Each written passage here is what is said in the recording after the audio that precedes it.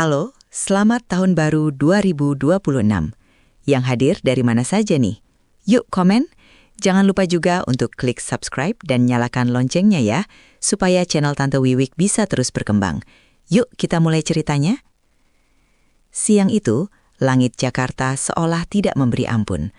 Matahari bersinar begitu terik, menciptakan fatamorgana yang menari-nari di atas aspal panas.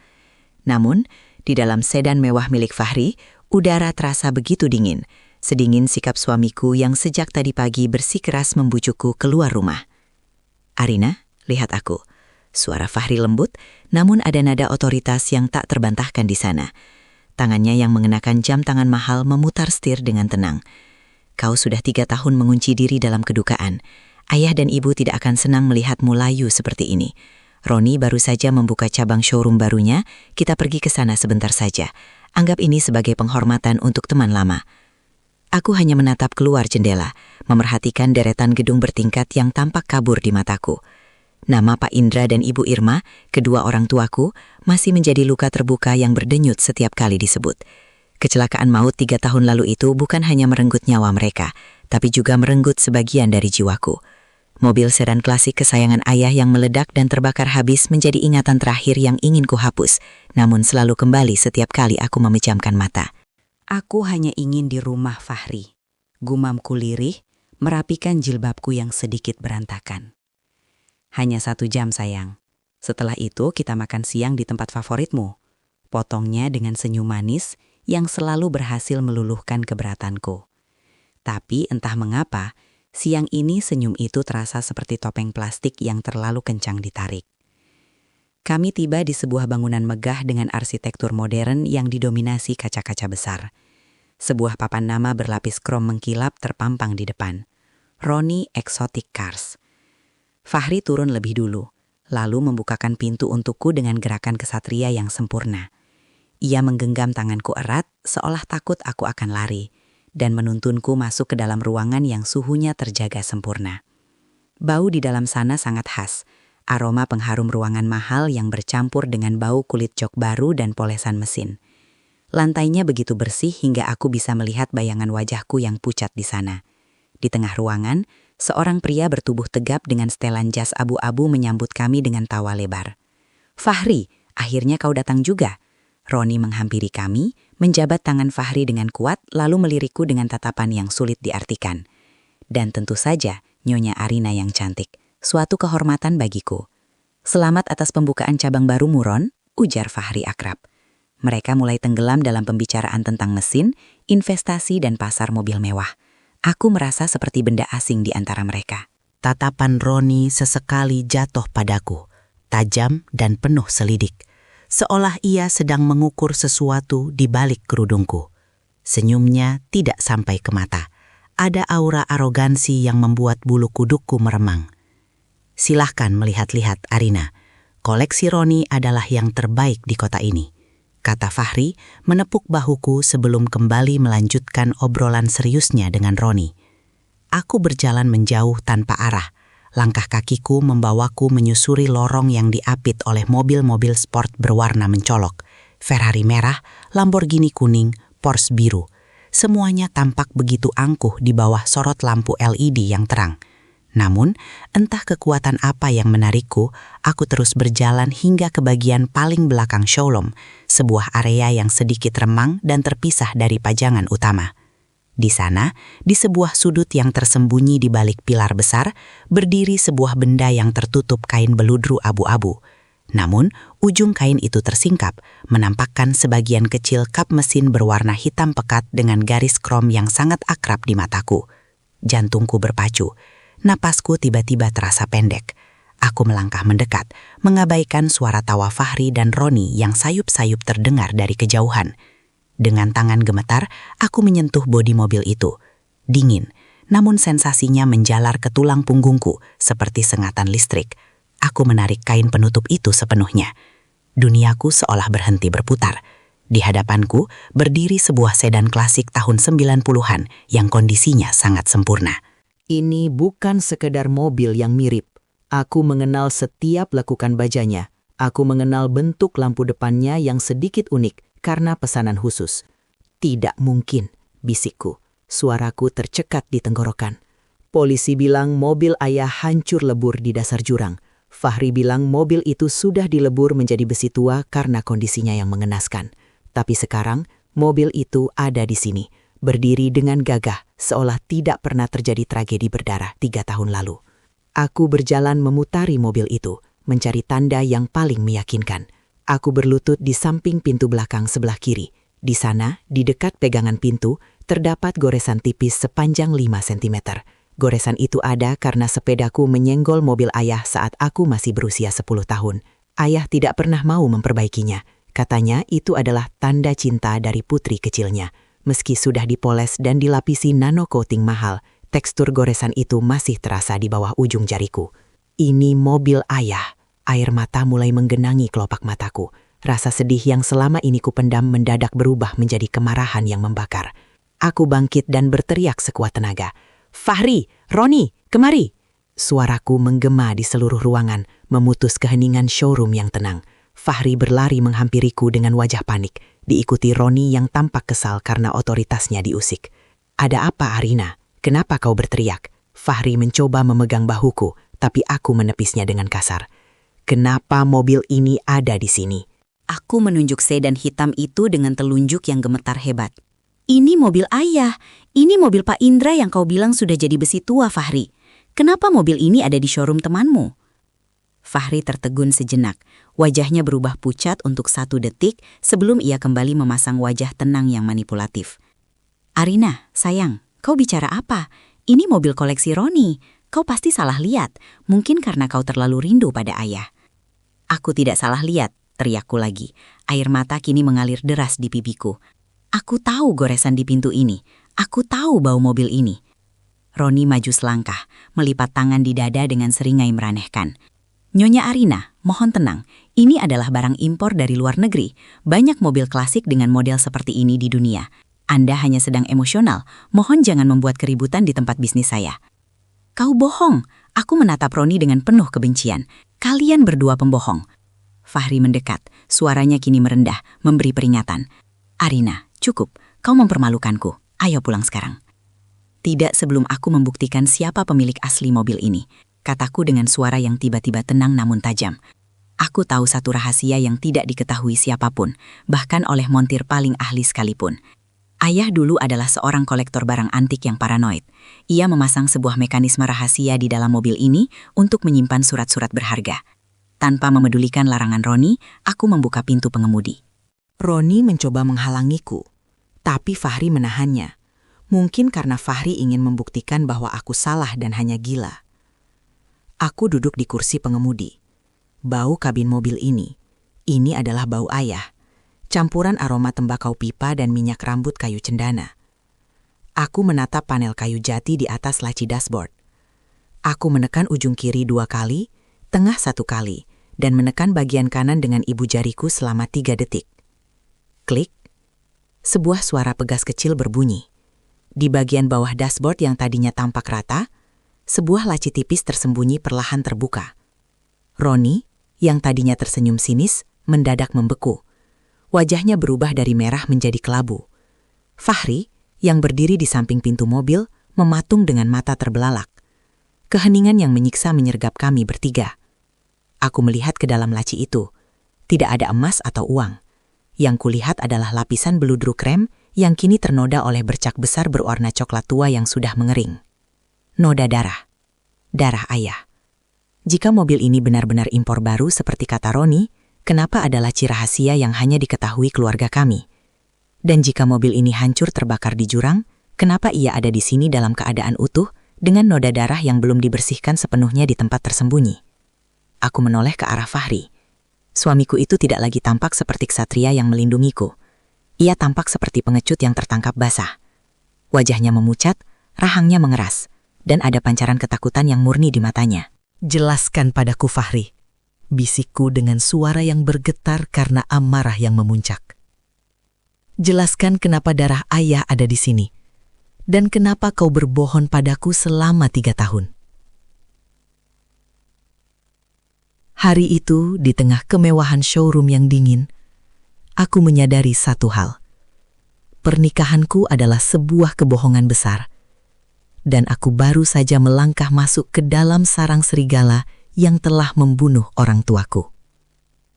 Suasana di dalam mobil dalam perjalanan pulang dari showroom terasa lebih mencekam dari liang lahat.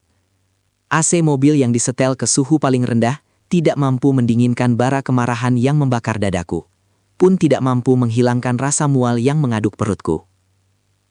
Fahri mencengkram kemudi begitu kuat hingga buku-buku jarinya memutih. Ia memacu sedan peraknya dengan kecepatan tinggi, menyalip kendaraan lain dengan gerakan agresif yang belum pernah kulihat sebelumnya. "Fahri, pelankan mobilnya," kataku lirih, mencoba menahan getaran di suaraku. Ia tidak menjawab. Rahangnya terkatup rapat, menciptakan garis keras di wajahnya, yang biasanya tampak lembut dan penuh kasih.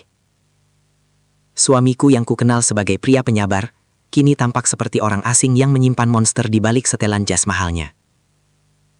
"Kau dengar aku? Jelaskan padaku tentang mobil itu," teriakku akhirnya, tidak mampu lagi membendung luapan emosi.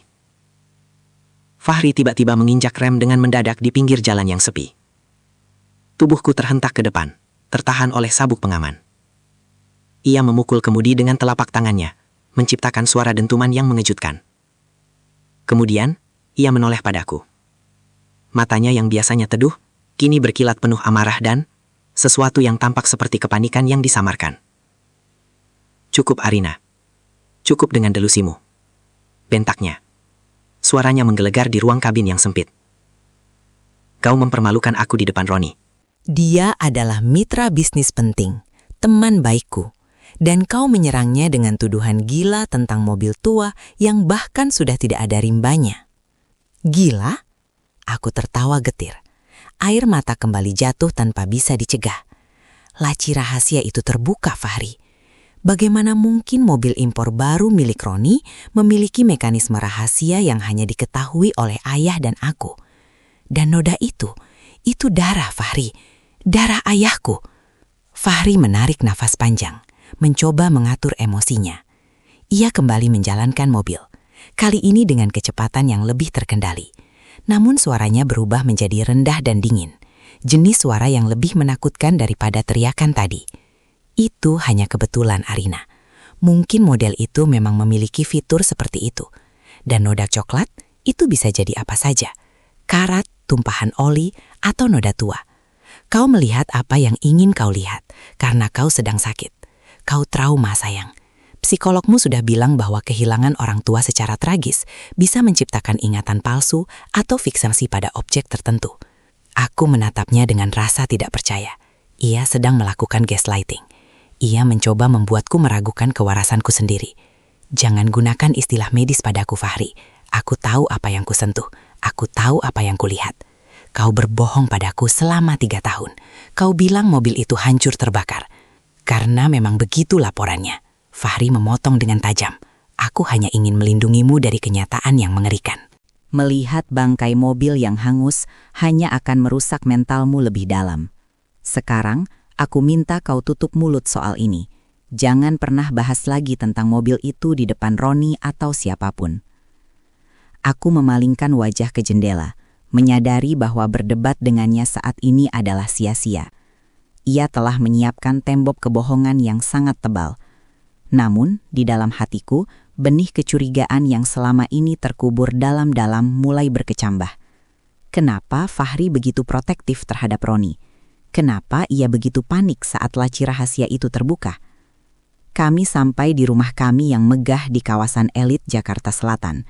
Rumah yang dulu kuanggap sebagai istana cinta, kini terasa seperti penjara berlapis emas. Fahri turun dan membukakan pintu untukku. Namun kali ini ia tidak menggenggam tanganku. Ia menyeretku masuk dengan cengkraman kasar di lengan atas, seolah aku adalah tawanan yang baru saja mencoba melarikan diri. Begitu masuk ke dalam, ia mengunci pintu utama. Suasana rumah yang sepi, karena para pelayan sedang berada di paviliun belakang, menambah kesan mencekam. "Kau butuh istirahat," kata Fahri. Nadanya kembali memanipulasi kelembutan. "Aku akan buatkan kau teh, dan kau harus minum vitaminmu." Ia membimbingku ke kamar lantai atas. Aku duduk di tepi tempat tidur, tubuhku gemetar hebat. Fahri pergi ke dapur dan kembali beberapa menit kemudian membawa segelas air dan 2 butir obat berwarna putih. "Ini, minum. Ini akan membuatmu tenang," perintahnya. Aku menatap 2 butir obat itu.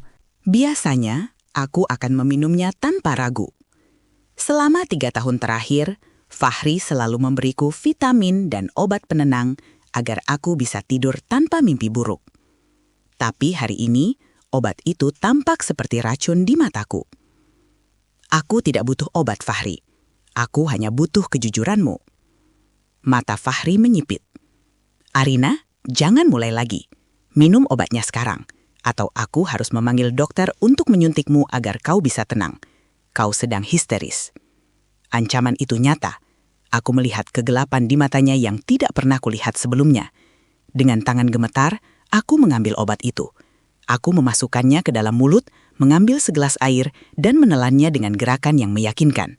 Fahri memperhatikanku dengan seksama, menunggu hingga aku menghabiskan air di gelas tersebut. "Pintar," gumamnya sambil mengusap kepalaku. Sebuah gerakan yang biasanya membuatku merasa aman, namun kini membuatku merasa jijik. "Tidurlah. Besok pagi semuanya akan terasa seperti mimpi buruk yang lewat." Ia menyelimutiku, mematikan lampu kamar, dan keluar. Aku mendengar suara kunci diputar dari luar. Dia mengunciku di dalam kamarku sendiri. Begitu langkah kakinya menjauh, aku segera bangkit. Aku berlari ke kamar mandi, memasukkan jari ke tenggorokanku, dan berusaha memuntahkan obat itu. Namun, aku teringat trik yang pernah kubaca. Aku sebenarnya tidak menelan obat itu sepenuhnya. Aku menyembunyikannya di bawah lidah, dan hanya menelan airnya. Dengan cepat, aku mengeluarkan 2 butir obat yang sudah setengah hancur itu dari mulutku dan membuangnya ke dalam lubang wastafel, membilasnya hingga bersih. Aku duduk di lantai kamar mandi yang dingin, memeluk lututku. Otakku bekerja dengan kecepatan luar biasa. Jika Fahri mencoba membiusku malam ini, itu artinya ada sesuatu yang harus ia lakukan tanpa pengawasanku. Ia mungkin akan kembali ke showroom atau bertemu Roni untuk membereskan masalah mobil itu. Aku berdiri dan mendekati pintu kamar yang terkunci.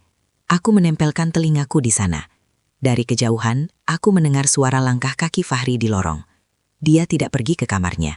Dia menuju ruang kerjanya yang berada di ujung koridor lantai 2. Aku menunggu sekitar 10 menit sampai suasana benar-benar sunyi. Aku berjalan jinjit menuju balkon kamar. Balkon ini terhubung dengan langkan kecil yang menuju ke jendela ruang kerja Fahri. Ini gila. Aku bukan seorang mata-mata. Aku hanya seorang istri yang berduka. Tapi nyawa orang tuaku dan kebenaran hidupku sedang dipertaruhkan. Dengan hati-hati, aku memanjat pagar balkon dan melangkah di atas langkan beton yang sempit. Angin malam yang dingin menerpa wajahku, namun aku tidak peduli. Aku mencapai jendela ruang kerja yang sedikit terbuka untuk sirkulasi udara. Di dalam sana, aku melihat Fahri sedang berdiri membelakangi jendela, memegang ponsel di telinganya. Suaranya tidak lagi lembut. Suaranya penuh dengan racun dan kepanikan. "Kau gila, Ron." "Aku sudah bilang bersihkan mobil itu sampai ke sekrup terakhirnya," desis Fahri ke telepon. "Arina melihat laci itu. Dia melihat noda darahnya." Hening sejenak. Fahri sepertinya mendengarkan jawaban Roni di seberang sana.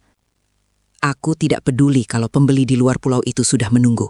Mobil itu tidak boleh keluar malam ini dengan bukti-bukti yang masih menempel.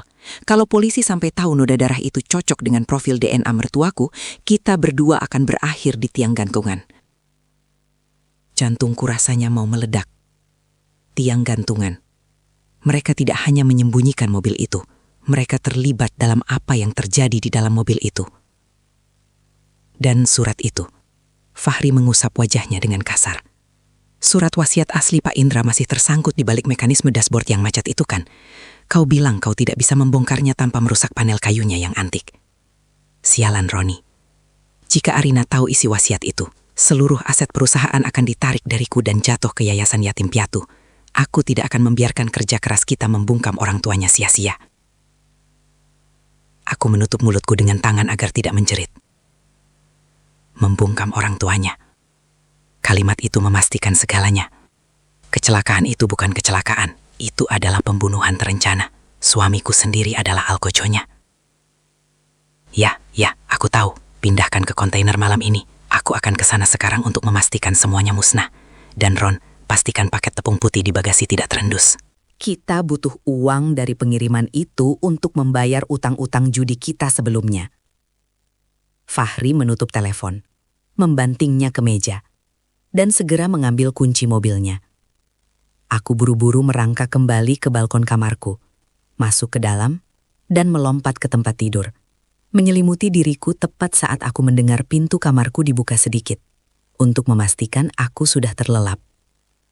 Fahri menutup pintu kembali. Beberapa menit kemudian, aku mendengar suara mesin mobilnya menyala dan menderu meninggalkan gerbang rumah.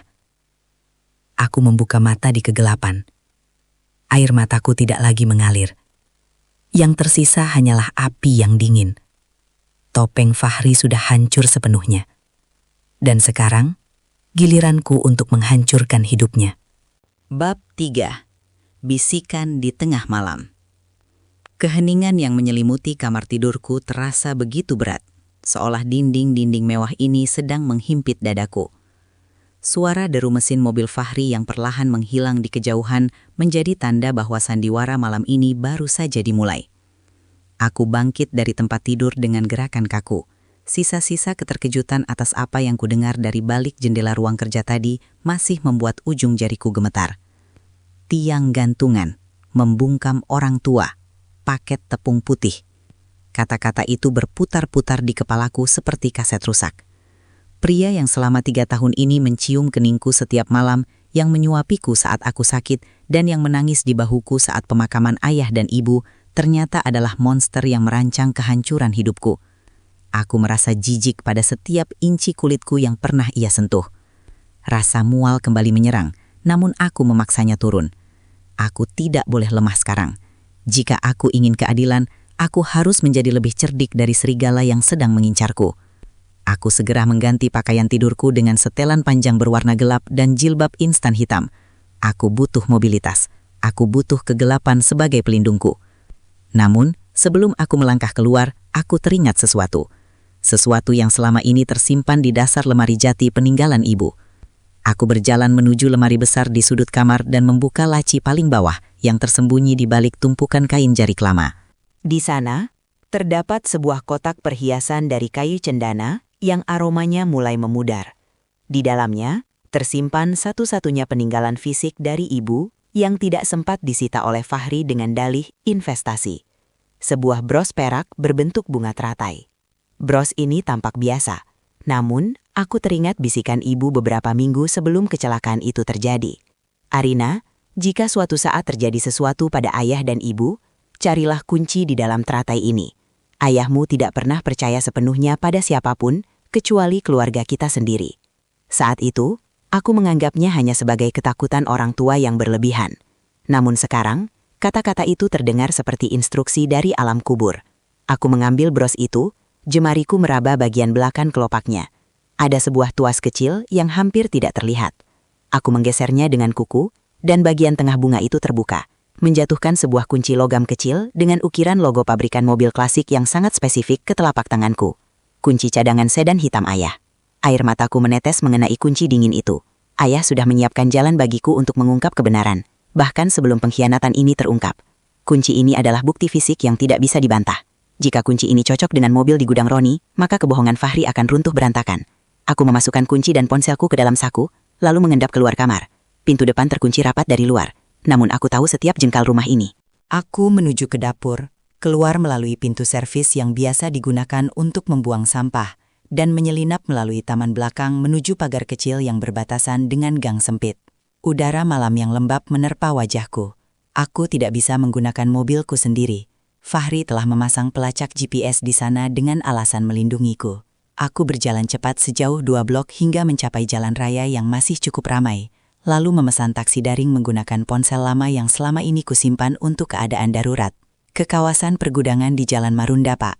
Tolong cepat, ujarku pada supir taksi yang tampak mengantuk. Selama perjalanan, aku terus memantau rekaman percakapan yang sempat kurekam secara sembunyi-sembunyi melalui ponselku saat berada di langkan jendela tadi. Suara Fahri yang dingin dan penuh perhitungan membuat darahku mendidih. Ia bukan hanya membunuh orang tuaku demi harta, tapi ia juga menggunakan bisnis showroom Roni sebagai kedok pengiriman narkoba. Taksi menurunkanku sekitar 200 meter dari gerbang belakang showroom Roni. Kawasan ini jauh berbeda dengan bagian depan yang gemerlap. Di sini hanya ada tembok-tembok beton tinggi, kawat berduri dan lampu jalan yang remang-remang. Aku berjalan merapat ke dinding, menghindari sorotan lampu pos penjagaan. Bau oli dan besi tua menyengat hidungku. Aku menemukan sebuah celah di pagar kawat yang sedikit renggang, mungkin bekas jalur pelarian tikus atau anjing liar. Dengan susah payah, aku menyelinap masuk, mengabaikan rasa perih saat kawat menggores lengan bajuku. Di tengah halaman gudang yang luas, aku melihat truk kontainer besar yang sedang parkir mundur. Pintu gudang terbuka lebar, memancarkan cahaya putih yang menyilaukan dari dalam. Dan di sana, di bawah sorotan lampu, sedan hitam ayah sedang ditarik menggunakan katrol besi menuju perut kontainer.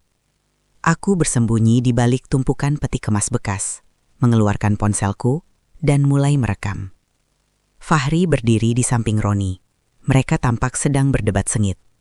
Roni merokok dengan santai, sementara Fahri terus-menerus menyeka keringat di dahinya, meski udara malam cukup dingin.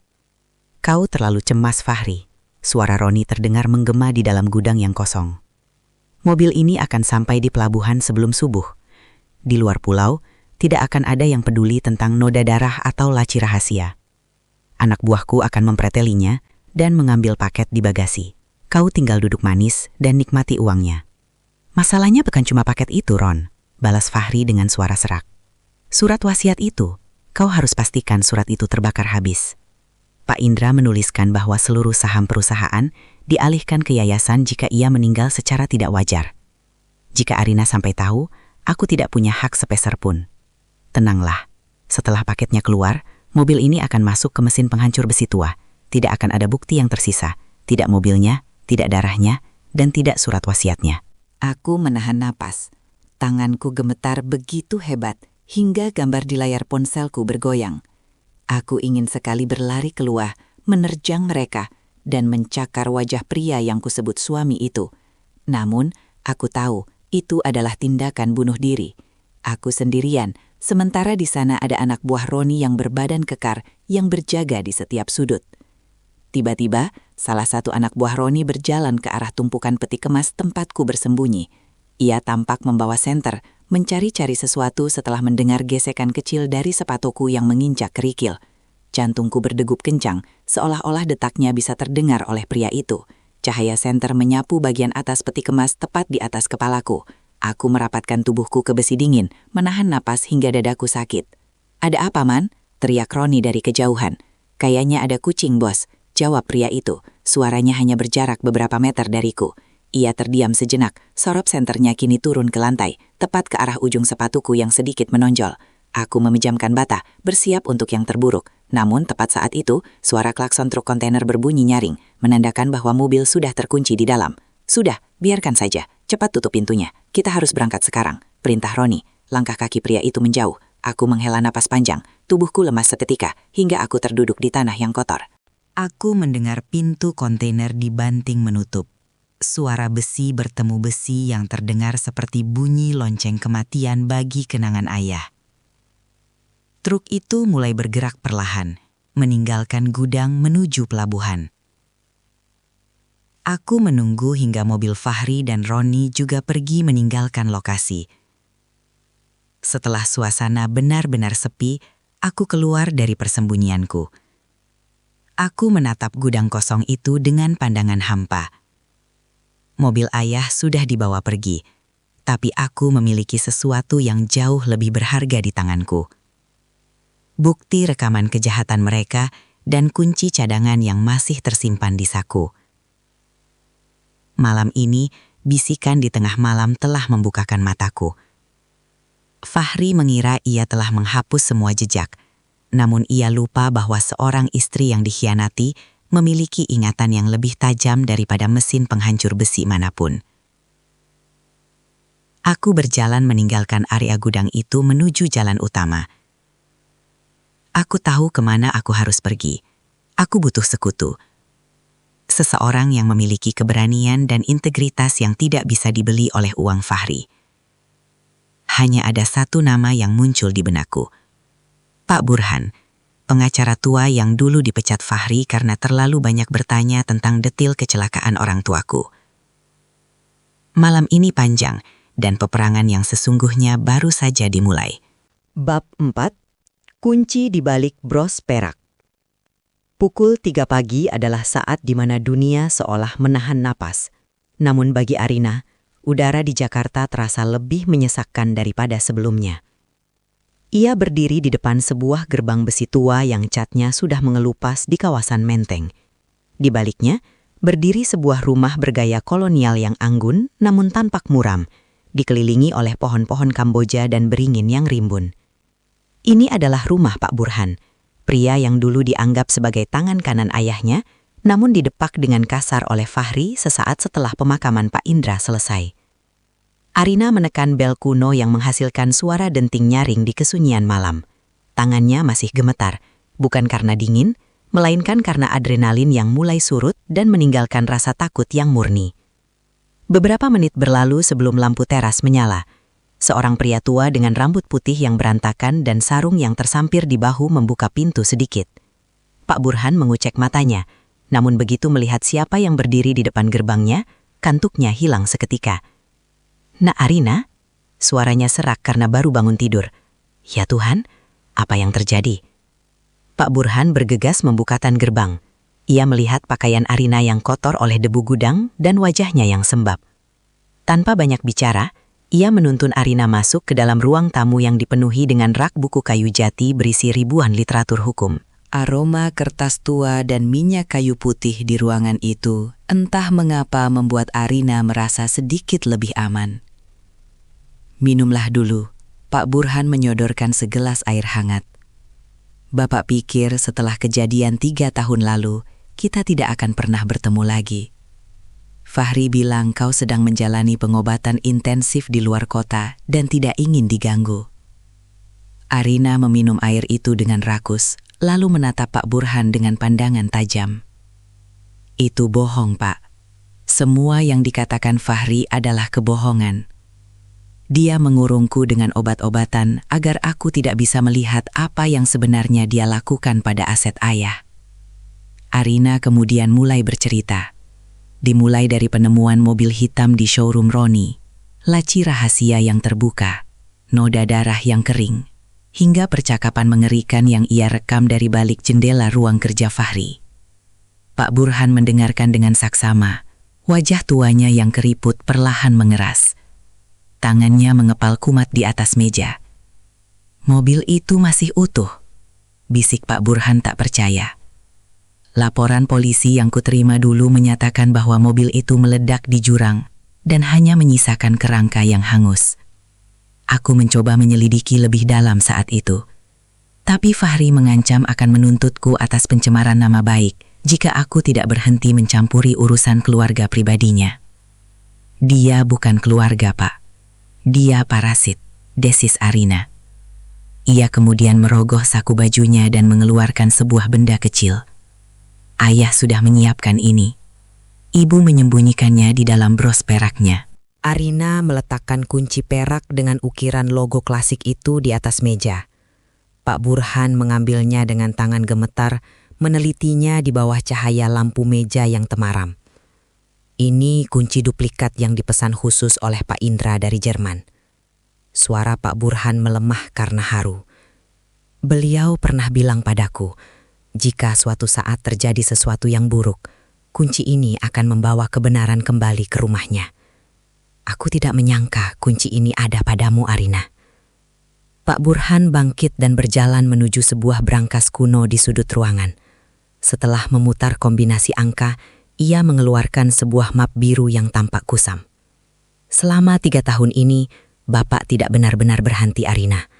Bapak menyimpan salinan hasil investigasi independen yang sempat Bapak lakukan diam-diam sebelum Fahri memutus semua akses." Ia membuka map itu dan menyebarkan beberapa foto di atas meja. Foto-foto itu diambil di tempat kejadian perkara tak lama setelah kecelakaan terjadi. "Lihat foto kabel rem ini. Bapak membayar seorang mantan teknisi kepolisian untuk mengambil foto ini sebelum mobilnya ditarik. Potongan kabel remnya sangat rata. Itu bukan putus karena tekanan atau benturan. Itu dipotong dengan tang pemotong kawat baja." Arina menutup mulutnya, menahan isak tangis. Jadi mereka benar-benar membunuh ayah dan ibu. Ya, dan alasan utamanya adalah surat wasiat itu. Pak Burhan menunjuk pada selembar dokumen fotokopi. Fahri menunjukkan wasiat yang menyatakan dia adalah pewaris tunggal karena kau dianggap tidak cakap secara mental. Tapi Bapak tahu, Pak Indras punya wasiat lain. Wasiat asli yang kemungkinan besar masih ada di dalam mobil itu, di tempat yang tidak bisa dijangkau Fahri dan Roni tanpa merusak mobilnya. Wasiat itu ada di dalam laci rahasia dashboard, kata Arina yakin. Fahri bilang di telepon tadi, mereka tidak berani membongkar dashboard itu karena takut merusak mekanisme antiknya dan menurunkan nilai jual mobilnya. Itulah sebabnya mereka mengirim mobil itu keluar pulau malam ini untuk dibongkar di tempat yang lebih aman. Pak Burhan menghela napas panjang, menatap Arina dengan penuh kekhawatiran, namun juga kebanggaan. Nah Arina, ini adalah permainan yang sangat berbahaya. Fahri bukan hanya seorang pencuri harta, dia bekerja sama dengan sindikat seperti Roni. Jika mereka tahu kau memiliki rekaman itu dan kunci ini, mereka tidak akan ragu untuk melenyapkanmu juga. Aku tidak takut lagi, Pak. Aku sudah mati sejak hari mereka mengambil ayah dan ibu dariku. Sekarang yang tersisa hanyalah amarah, ujar Arina dengan suara yang stabil dan dingin. Bapak punya seorang kenalan, kata Pak Burhan setelah terdiam sejenak. Namanya Erik. Dia adalah mantan ahli forensik digital yang sekarang bekerja sebagai detektif swasta.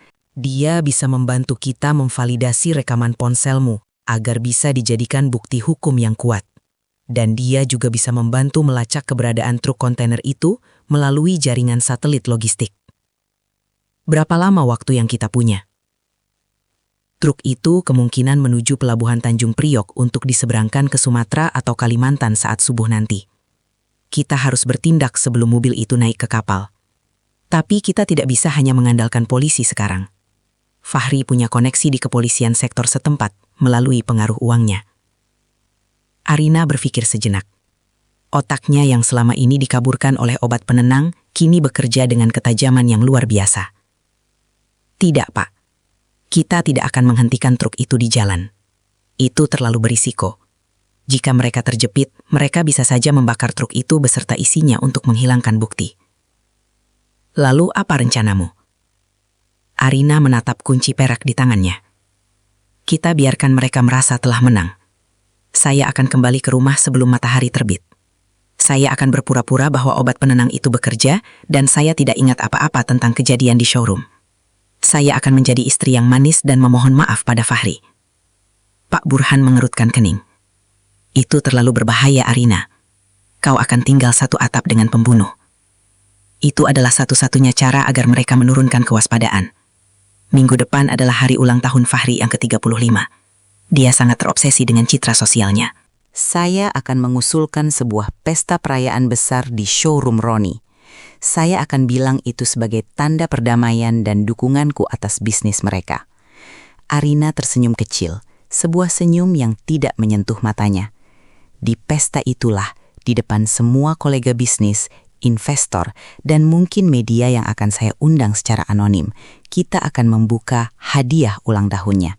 Kita akan memutar rekaman itu di layar utama, dan Bapak akan datang membawa surat wasiat asli yang akan kita ambil dari mobil itu melalui bantuan Erik. Pak Burhan menatap Arina dengan takjub.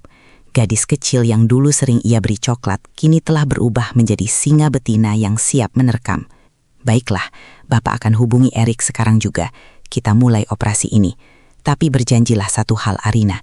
Jika situasinya berubah menjadi mengancam nyawamu, segera keluar dari sana. Harta bisa dicari, tapi Bapak tidak ingin kehilangan putri dari sahabat terbaik Bapak. Arina mengangguk pelan. Ia bangkit, menyimpan kunci perak itu kembali ke dalam brosnya dan memakainya di balik kerudungnya. Saat ia keluar dari rumah Pak Burhan, fajar mulai menyingsing di ufuk timur, membelah kegelapan dengan garis cahaya kemerahan yang tajam. Arina tahu, mulai detik ini, hidupnya bukan lagi miliknya. Hidupnya adalah instrumen keadilan bagi Pak Indra dan Ibu Irma. Ia berjalan menuju jalan raya untuk mencari taksi kembali ke rumahnya, kembali ke sangkar emas di mana sang monster sedang menunggunya. Fajar baru saja pecah di ufuk timur, saat taksi yang membawa Arina berhenti beberapa ratus meter dari gerbang kompleks perumahannya. Ia turun dengan gerakan cepat, memastikan kerudung hitamnya menutupi wajahnya yang pucat. Ia harus sampai di kamarnya sebelum Fahri menyadari ketidakhadirannya. Dengan ketangkasan yang lahir dari rasa takut, Arina menyelinap melalui jalur yang sama, pagar belakang yang sedikit renggang, dan masuk ke dalam rumah melalui pintu servis dapur yang masih terkunci secara otomatis dari dalam. Ia sampai di kamarnya tepat waktu. Hanya 5 menit setelah ia merebahkan diri di atas tempat tidur dan menarik selimut hingga ke dagu, ia mendengar suara mesin mobil Fahri memasuki garasi. Arina memejamkan mata, mengatur napas agar terdengar berat dan teratur. Pintu kamar terbuka perlahan. Ia bisa merasakan kehadiran Fahri di ambang pintu. Bau asap rokok dan aroma logam yang tajam, bau gudang Roni, masuk ke dalam ruangan yang tenang itu. Fahri berjalan mendekat, berdiri cukup lama di samping tempat tidur. Arina bisa merasakan tatapan pria itu menyapu tubuhnya, memastikan bahwa istrinya masih berada di bawah pengaruh obat penenang. "Maafkan aku, Arina," bisik Fahri. Suaranya terdengar seperti desisan ular. "Semua ini demi masa depan kita. Kau hanya perlu tetap tidur dan tetap diam." Begitu pintu tertutup dan suara kunci diputar dari luar, Arina membuka mata. "Masa depanmu adalah di balik jeruji besi, Fahri," batinnya dengan kemarahan yang membeku. Pagi harinya, sandiwara dimulai. Arina turun ke ruang makan dengan langkah gontai, berpura-pura masih mengantuk dan linglung. Fahri sedang duduk menikmati kopi hitamnya sambil membaca koran bisnis, tampak segar seolah tidak baru saja memindahkan barang bukti pembunuhan di tengah malam. "Kau sudah bangun, sayang?" tanya Fahri, senyum manisnya kembali terpasang sempurna. Arina duduk di hadapannya, menundukkan kepala. "Fahri, aku ingin minta maaf soal kemarin. Di showroom Roni, aku tidak tahu apa yang merasukiku. Mungkin kau benar, aku terlalu lelah dan terlalu merindukan ayah." Fahri meletakkan korannya, matanya berkilat penuh kemenangan. Ia meraih tangan Arina dan mengecupnya. "Sudah kubilang kan, itu hanya trauma. Aku senang kau sudah menyadarinya. Roni agak tersinggung, tapi aku sudah menenangkannya." "Aku ingin menebus kesalahanku," lanjut Arina, menatap mata Fahri dengan tatapan yang ia buat tampak tulus dan penuh penyesalan. "Minggu depan adalah ulang tahunmu yang ke-35. Aku ingin kita mengadakan pesta perayaan yang besar. Kita undang semua kolega bisnismu, investor, dan tentu saja Roni. Aku ingin meminta maaf secara terbuka padanya di sana. Kita adakan pestanya di showroom barunya sebagai bentuk dukungan kita." Fahri tampak terkejut, namun ide itu jelas menggoda egonya. Mengadakan pesta mewah di gedung milik mitra bisnisnya akan meningkatkan citra kekuasaannya. "Itu ide yang luar biasa, Arina. Kau yakin sudah sanggup bertemu banyak orang?" "Aku akan baik-baik saja selama kau ada di sampingku," jawab Arina, memberikan senyum palsu yang paling manis yang pernah ia buat.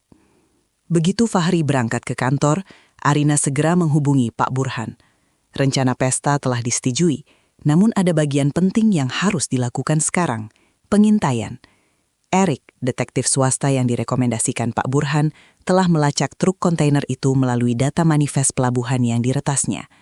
Truk itu ternyata tidak langsung naik ke kapal, melainkan ditahan di sebuah dermaga pribadi di pinggiran Jakarta Utara untuk pemeriksaan internal oleh pihak Roni. Truk itu akan berada di sana sampai besok malam. Suara Erik terdengar dingin dan mekanis melalui telepon. "Mereka sepertinya menunggu paket lain sebelum dikapalkan. Ini kesempatan kita." Sore itu, Arina beralasan ingin pergi ke butik untuk memesan gaun pesta ulang tahun Fahri. Ia meminta sopir pribadinya mengantarkannya ke sebuah pusat perbelanjaan besar. Begitu sampai di sana, ia segera keluar melalui pintu belakang mall dan masuk ke dalam mobil SUV hitam yang sudah menunggu. Di dalamnya, ada Pak Burhan dan seorang pria muda dengan jaket kulit hitam dan tatapan tajam, Erik. "Ini lokasinya." Erik menunjukkan tabletnya yang menampilkan peta satelit sebuah dermaga pribadi yang tampak kumuh namun dijaga ketat. "Mobil ayahmu ada di dalam kontainer nomor 402. Kita harus mengambil surat wasiat itu malam ini sebelum kontainernya disegel secara permanen." "Aku ikut masuk," kata Arina tegas. "Terlalu berbahaya, nak. Larang Pak Burhan. Hanya aku yang tahu cara membuka laci rahasia itu tanpa memicu alarm internal atau merusak panelnya, Pak. Jika Erik membongkarnya paksa, mereka akan tahu ada yang menyelinap. Aku harus ikut." Setelah perdebatan singkat, Pak Burhan mengalah. Tengah malam itu, mereka tiba di kawasan dermaga sunyi yang berbau garam dan solar. Erik mematikan lampu mobil dan masuk melalui jalur tikus yang telah ia amati sebelumnya. Mereka bergerak seperti bayangan di antara tumpukan peti kemas yang menjulang seperti raksasa besi. Erik menggunakan alat jammer untuk mematikan kamera CCTV di area kontainer 402 selama 10 menit. Cepat, Arina. Kita hanya punya waktu sedikit sebelum patroli penjaga lewat kembali. Erik membuka gembok kontainer dengan keahlian luar biasa. Pintu besi besar itu terbuka dengan decitan pelan yang terasa seperti teriakan di telinga Arina. Di dalam sana, dalam kegelapan yang pekat, sedan hitam itu berdiri diam. Arina masuk ke dalam kontainer. Debu pelabuhan membuat hidungnya perih. Ia membuka pintu pengemudi mobil ayah. Jantungnya berdegup kencang. Ia meraba panel kayu di dashboard. 2 kali kiri, 1 kali tengah, tahan di kanan. Klik, laci itu terbuka. Dengan cahaya senter kecil dari Erik, Arina melihat noda darah kering itu lagi. Di balik lapisan bludru yang ternoda, ia meraba sebuah celah sempit. Jarinya menyentuh tekstur kertas yang keras. Ia menariknya keluar. Sebuah amplop coklat besar yang tersegel dengan lilin berstempel inisial ayahnya, IP. Aku mendapatkannya, bisik Arina. Namun belum sempat mereka keluar, suara langkah kaki berat dan deru mesin motor terdengar mendekat. Cahaya senter dari arah luar menyapu dinding kontainer. "Hei, siapa di sana?" Sebuah teriakan kasar memecah kesunyian. "Lari ke arah belakang peti kemas," perintah Erik pelan namun tegas. Arina mendekap amplop itu ke dadanya, berlari secepat mungkin menembus kegelapan. Ia bisa mendengar suara anjing penjaga yang mulai menggonggong di kejauhan. Erik membimbingnya melewati celah-celah mempit di antara kontainer, sementara Pak Burhan sudah menunggu dengan mobil yang mesinnya menyala di balik pagar tua. Mereka berhasil masuk ke mobil tepat saat 2 orang penjaga bersenjata muncul di area kontainer. SUV itu melesat meninggalkan dermaga, membelah malam menuju tempat aman. Di dalam mobil yang melaju kencang, Arina membuka amplop itu dengan tangan gemetar. Di bawah lampu kabin yang redup, ia membaca baris demi baris tulisan tangan ayahnya yang rapi. Wasiat ini ditulis saat aku menyadari bahwa Fahri telah memanipulasi laporan keuangan perusahaan dan terlibat dalam lingkaran hitam bersama Roni. Jika aku dan istriku meninggal secara mendadak atau dalam kecelakaan, maka seluruh aset perusahaan dan kekayaan keluarga harus dibekukan dan dialihkan ke Yayasan Pendidikan Irma Indra dengan Arina sebagai pengawas tunggal. Fahri tidak berhak mendapatkan sepeser pun karena keterlibatannya dalam sabotase. Ini dia, Pak. Arina menyerahkan surat itu kepada Pak Burhan dengan air mata yang mengalir. Ini paku terakhir untuk peti mati Fahri. Tapi tunggu, Arina. Pak Burhan menunjuk pada lembar kedua di dalam amplop. Ada catatan tambahan. Ayahmu sepertinya sudah tahu bahwa rem mobil ini sedang diincar. Dia menuliskan, "Aku telah memasang kamera dashcam tersembunyi yang menyimpan data langsung ke server cloud pribadi. Passwordnya adalah tanggal lahir putriku." Arina tertegun. Kamera dashcam? Jika ayah memasangnya, berarti ada rekaman saat kecelakaan itu terjadi. Kita bisa melihat siapa yang memotong kabel rem itu, atau apa yang terjadi di dalam kabin saat itu. Erik segera mengambil laptopnya. "Berikan aku alamat servernya. Aku akan coba meretas dan mengambil datanya." Di tengah kegelapan malam Jakarta, Arina menyadari bahwa ia baru saja memegang bom waktu yang akan meledakkan hidup Fahri dan Roni berkeping-keping. Pesta ulang tahun minggu depan tidak akan menjadi perayaan, melainkan hari penghakiman yang paling berdarah dalam sejarah bisnis mereka. Pagi itu, meja makan di kediaman Arina tampak seperti dekorasi rumah tangga yang sempurna. Aroma kopi Arabica dan roti panggang memenuhi ruangan. Namun bagi Arina, udara itu berbau busuk. Ia duduk berhadapan dengan Fahri yang sedang mengoleskan mentega ke rotinya dengan sangat tenang. Tangan yang sama yang mungkin telah merancang kematian orang tuanya. "Kau tampak pucat, Arina. Apa kau kurang tidur?" tanya Fahri. Matanya menatap tajam di balik bingkai kacamatanya. Arina memaksakan sebuah senyuman kecil. Jari-jarinya meremas serbet di bawah meja. "Hanya terlalu bersemangat memikirkan pesta ulang tahunmu, sayang. Aku ingin semuanya sempurna." "Baguslah. Aku sudah bicara dengan Roni. Dia setuju kita menggunakan showroomnya. Dia bahkan akan memajang beberapa mobil klasik untuk menambah kemewahan acara itu," ujar Fahri santai. Arina merasa mual. Mobil klasik. Ia tahu persis mobil mana yang dimaksud. Setelah sarapan yang menyiksa itu berakhir dan Fahri berangkat ke kantor, Arina segera menuju ke kantor firma hukum Pak Burhan. Di sana, Erik sudah menunggu dengan laptop yang terhubung ke beberapa monitor besar. Wajah Erik tampak kaku. Lingkaran hitam di bawah matanya menandakan ia tidak tidur sepanjang malam. Aku berhasil masuk ke server cloud ayahmu. Suara Erik terdengar parau. Data dashcam itu tersimpan dengan enkripsi ganda, tapi tanggal lahirmu adalah kuncinya. Arina, kau harus mempersiapkan dirimu sebelum melihat ini. Layar monitor menyala. Video itu diambil dari sudut tersembunyi di spion tengah sedan hitam ayah. Tanggal di video menunjukkan 3 tahun lalu. Arina melihat ayah dan ibunya sedang tertawa di dalam mobil, tampak bahagia menempuh perjalanan menuju villa mereka. Tiba-tiba, mesin mobil terdengar menderu aneh. Ayah mencoba menginjak rem, namun pedal itu amblas ke lantai tanpa perlawanan. Remnya tidak berfungsi. "Irma, pegangan!" teriak ayah dalam rekaman itu. Kepanikan pecah. Namun, bagian yang paling menghancurkan adalah ketika sebuah mobil SUV hitam besar sengaja membuntuti dan menabrak bagian belakang mobil ayah berkali-kali, mendorong mereka menuju bibir jurang. Sebelum mobil itu terjatuh, kamera menangkap sekilas wajah pengemudi SUV itu melalui kaca depan yang pecah. Itu adalah Roni, dan di kursi penumpang di sampingnya ada Fahri yang sedang memegang ponsel, tampak memberikan instruksi dengan wajah tanpa ekspresi. Arina menutup mulutnya, air matanya tumpah tanpa suara. Ia melihat mobil orang tuanya terguling, layar menjadi gelap, dan hanya terdengar suara ledakan serta kobaran api yang mengerikan. "Biadab," desis Pak Burhan, wajahnya memerah karena amarah yang meluap. Mereka tidak hanya menyabotase rem, mereka memastikan Pak Indra tidak memiliki kesempatan untuk selamat. Erik kemudian menunjukkan dokumen digital lainnya. Bukan hanya itu, aku menemukan aliran dana dari rekening perusahaan ayahmu ke rekening pribadi Roni tepat sehari setelah kejadian. Fahri telah menguras dana darurat perusahaan untuk membayar Roni atas pekerjaan kotor ini.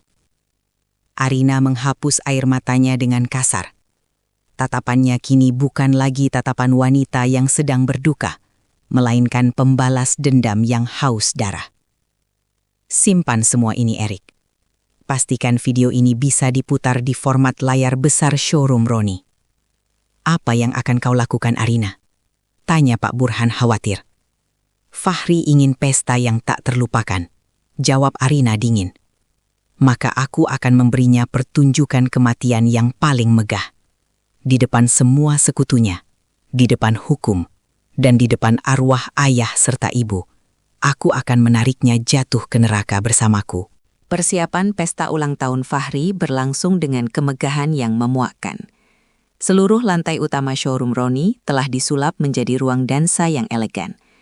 Tirai-tirai bludru hitam menjuntai tinggi, lampu kristal memantulkan cahaya pada deretan mobil mewah, dan panggung utama telah dipasang dengan layar LED raksasa yang sedianya akan menampilkan perjalanan karir Fahri. Arina bergerak di antara para pelayan dan dekorator dengan ketenangan seorang jenderal di medan perang.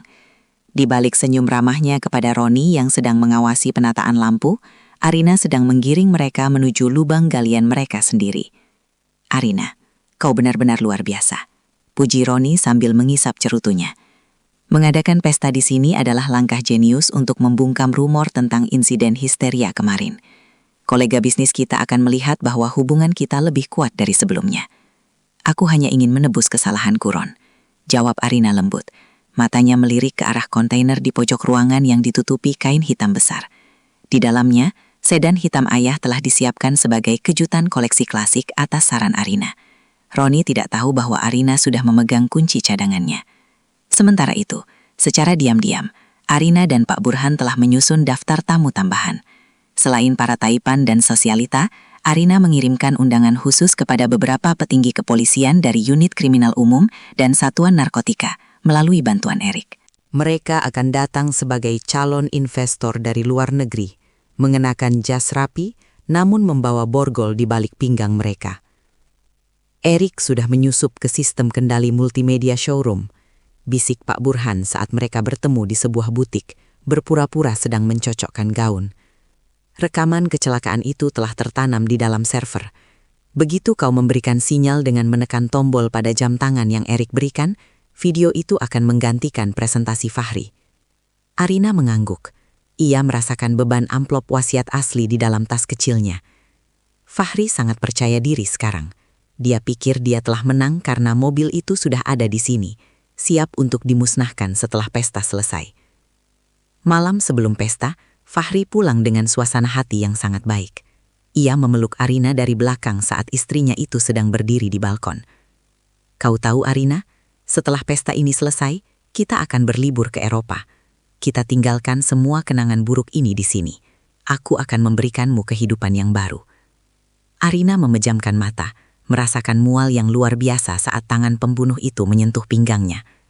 Iya, Fahri, sebuah kehidupan yang baru untuk kita semua. Arina tahu, kehidupan baru yang dimaksud Fahri adalah kebebasan di atas tumpukan mayat. Sedangkan bagi Arina, kehidupan baru adalah melihat Fahri dan Roni membusuk di balik jeruji besi. Ia telah memasang penyadap di setiap sudut strategis showroom. Erik bahkan telah memasang pelacak pada paket tepung putih yang masih tersimpan di bagasi mobil ayah. Umpan sudah dipasang, jaring sudah ditebar. Kini, Arina hanya perlu menunggu sang musang melangkah masuk ke dalam perjamuan terakhirnya. Malam yang dinanti tiba dengan kemegahan yang dingin. Showroom Roni bertransformasi menjadi galeri aristokrat yang memancarkan aura kekayaan dan kekuasaan.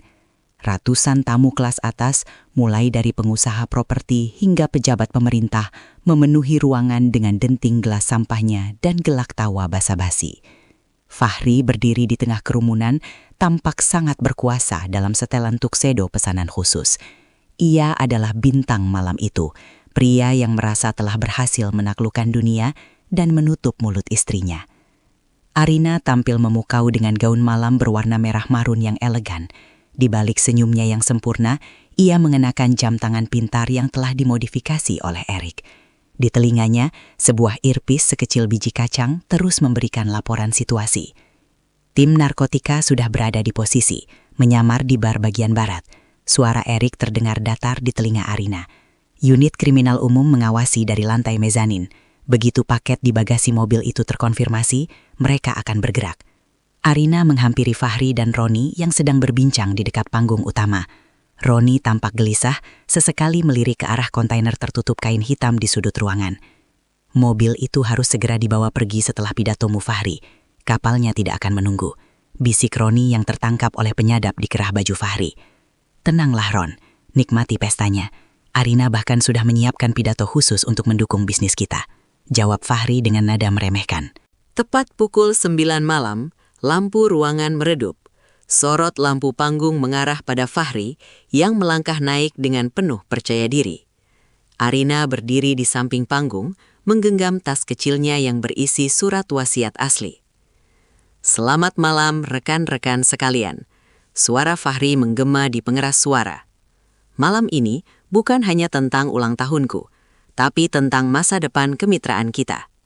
Kesuksesan adalah tentang pengorbanan, dan aku telah mengorbankan banyak hal untuk sampai di titik ini. Arina menatap Fahri dari bawah panggung. Kalimat pengorbanan itu terdengar seperti pengakuan dosa yang menjijikkan. Sebagai kejutan, lanjut Fahri, memberi isyarat ke arah kontainer. Istriku tercinta ingin menampilkan sebuah koleksi klasik yang sangat bernilai sejarah bagi keluarga kami. Sebuah simbol kekuatan yang bangkit dari abu. Kain hitam itu ditarik. Sedan hitam ayah muncul di bawah sorot lampu panggung. Para tamu berdecak kagum, namun Arina melihat tangan Roni bergetar saat ia memegang gelasnya. Sebelum kita melanjutkan, mari kita lihat video perjalanan kesuksesan kita di layar ini, kata Fahri, menunjuk ke layar LED raksasa di belakangnya. Ini adalah momennya. Arina menekan tombol pada jam tangannya. Layar yang seharusnya menampilkan foto-foto bisnis Fahri mendadak statis, lalu berubah menjadi gambar hitam putih yang buram. Suara deru mesin dan kepanikan mulai terdengar memenuhi ruangan. Seluruh tamu terdiam. Wajah Fahri yang tadinya berseri-seri mendadak kaku saat ia melihat pemandangan yang sangat ia kenal. Interior mobil Pak Indra 3 tahun lalu. Apa ini? Ron, matikan! Teriak Fahri panik. namun layar tetap menyala, menampilkan momen ketika SUV hitam yang dikemudikan Roni menghantam mobil ayah dan wajah Fahri yang sedang memberikan instruksi dingin di kursi penumpang terlihat jelas di layar raksasa itu. Suara ledakan menggelegar melalui sistem suara showroom, membuat beberapa tamu terpekik ngeri. Itu pembunuhan, teriak salah satu tamu. Di saat yang sama, Erik memberikan sinyal terakhir. Sekarang Arina, buka bagasinya. Arina melangkah naik ke panggung dengan tenang di tengah kekacauan itu. Ia mengeluarkan kunci perak dari brosnya, memasukkannya ke lubang kunci bagasi mobil ayah, dan membukanya di hadapan semua orang. Di dalamnya, tumpukan paket plastik berisi bubuk putih terpampang nyata di bawah sorotan lampu panggung. Kado ulang tahunmu sudah tiba, Fahri. Bisik Arina melalui mikrofon yang masih menyala. Suaranya terdengar jernih di tengah badai kepanikan yang pecah. Kekacauan pecah seketika. Suara bisikan ngeri dari para tamu berubah menjadi teriakan histeris saat rekaman video di layar raksasa mencapai puncaknya, menampilkan detik-detik mobil Pak Indra terjun ke jurang. Di atas panggung, Fahri berdiri mematung. Wajahnya yang tadinya angkuh, kini berubah menjadi topeng ketakutan yang mengerikan. Di bawah sorotan lampu, tumpukan paket haram di bagasi mobil seolah menjadi hakim yang tak terbantahkan. "Polisi, jangan bergerak." Suara bariton itu menggelegar dari ambang pintu utama. Para tamu yang tadi menyamar sebagai investor kini mencabut lencana dan senjata mereka. Sirina polisi mulai meraung di luar gedung. Cahaya biru dan merah menembus kaca-kaca besar showroom, menciptakan suasana mencekam layaknya medan perang. Roni yang menyadari dunianya runtuh mencoba melarikan diri melalui pintu samping. Namun Erik sudah menunggu di sana dengan Pak Burhan. Dengan satu gerakan cepat, Erik menjatuhkan Roni ke lantai dan mengunci tangannya. "Kemana kau, Ron? Pestanya baru saja dimulai," desis Erik dingin. Di atas panggung, Fahri melihat Arina yang berdiri tenang di samping mobil ayah. Amarah yang liar meledak di matanya. Ia menyadari bahwa wanita yang ia anggap lemah dan mudah dimanipulasi adalah dalang di balik jebakan ini. Dengan nekat, Fahri menerjang ke arah Arina. Ia mencengkram leher Arina dengan satu tangan dan merogoh pisau lipat kecil dari saku tuksidonya, mengarahkannya ke leher Arina. "Mundur, semuanya mundur, atau aku habisi dia!" teriak Fahri kalap. Napasnya memburu, keringat dingin membasahi dahinya. Arina merasakan dinginnya besi di lehernya. Namun anehnya, ia tidak merasa takut. Ia menatap Fahri dengan tatapan yang penuh dengan penghinaan. "Kau sudah kalah, Fahri. Kau pikir dengan membunuhku, rekaman itu akan hilang? Kau pikir wasiat ayah akan hangus? Diam kau!" Fahri semakin mempererat cengkeramannya, menyeret Arina mundur menuju pintu keluar darurat di belakang panggung. "Kau seharusnya tetap diam. Kau seharusnya tetap menjadi istri penurut yang bodoh. Istri penurut itu sudah mati bersama ayah dan ibuku di jurang itu," balas Arina dengan suara yang stabil, meski ia kesulitan bernapas. Pak Burhan dan para petugas polisi mengepung panggung dengan senjata terhunus. "Lepaskan dia, Fahri. Tidak ada jalan keluar. Seluruh dermaga sudah disegel dan trukmu sudah disita," teriak salah satu komandan polisi. Fahri tertawa seperti orang gila. "Aku tidak akan membiarkan kalian mendapatkan apapun.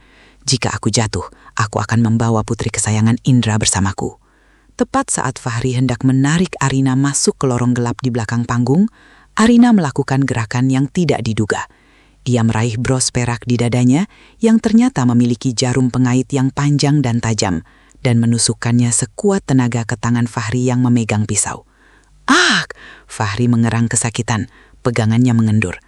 Dalam hitungan detik, Arina menyikut ulu hati Fahri dan meloloskan diri. Di saat yang sama, 3 petugas polisi menerjang Fahri, menjatuhkannya ke lantai panggung dengan dentuman keras.